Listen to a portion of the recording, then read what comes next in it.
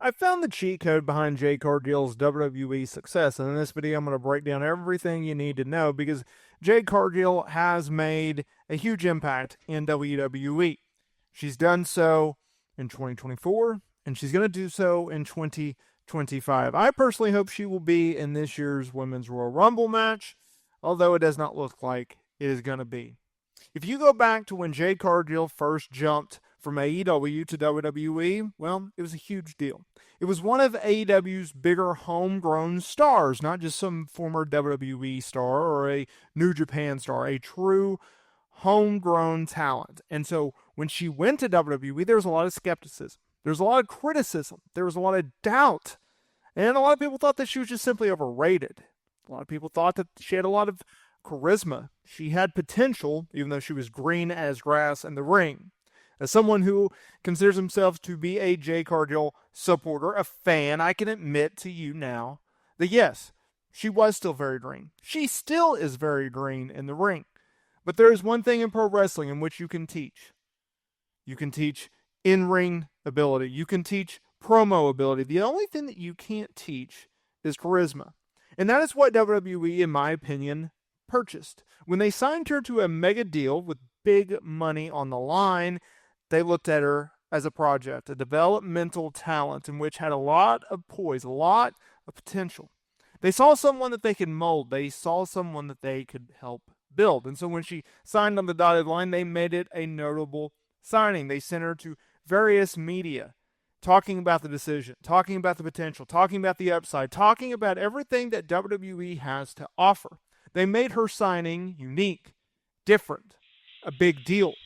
That's what they were able to do with Jade Cargill. They make all the rounds during the Monday Night Raw, NXT, and Friday Night SmackDown, eventually making the big arrival in early 2024 by showing up in the Women's Royal Rumble match. Having a very good outing, I might add.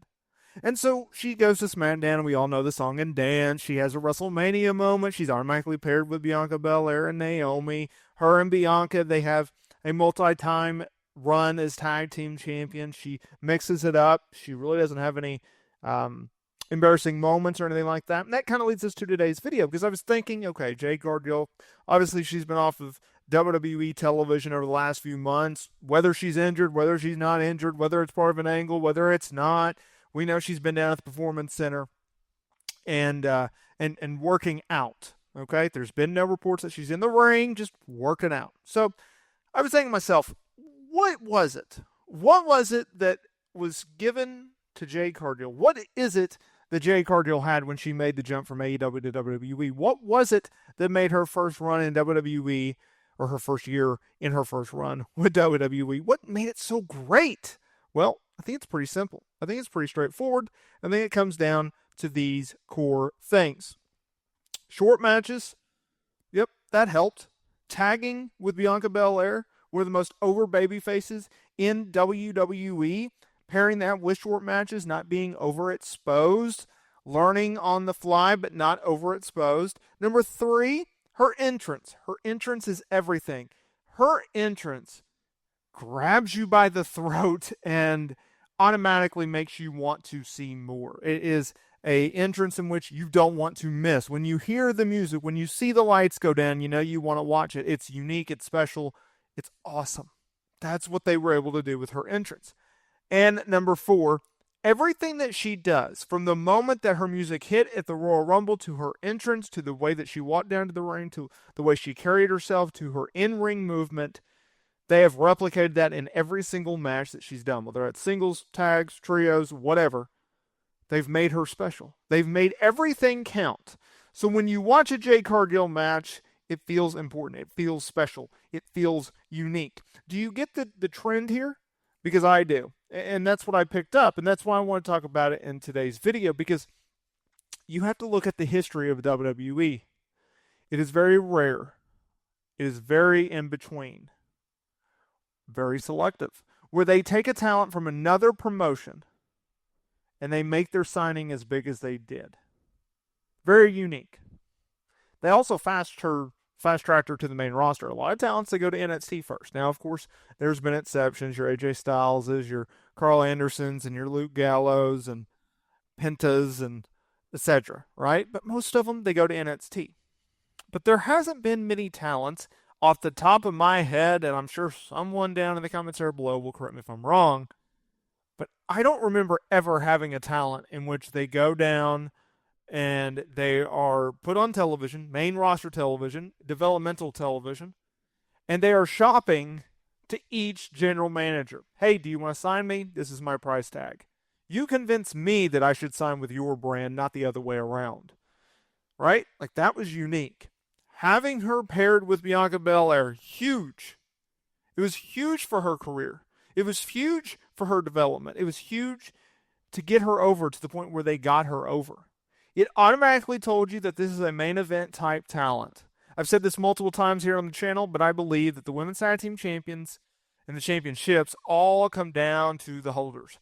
Who holds the titles is what deems the titles as important. If it's a lesser than tag team, if it's lesser than talent, if it's a lesser than star power type duo, then the titles don't mean as much as they do in the hands of a Jade Cargill and Bianca Belair, as a Naomi and Mercedes Moné and a Bayley.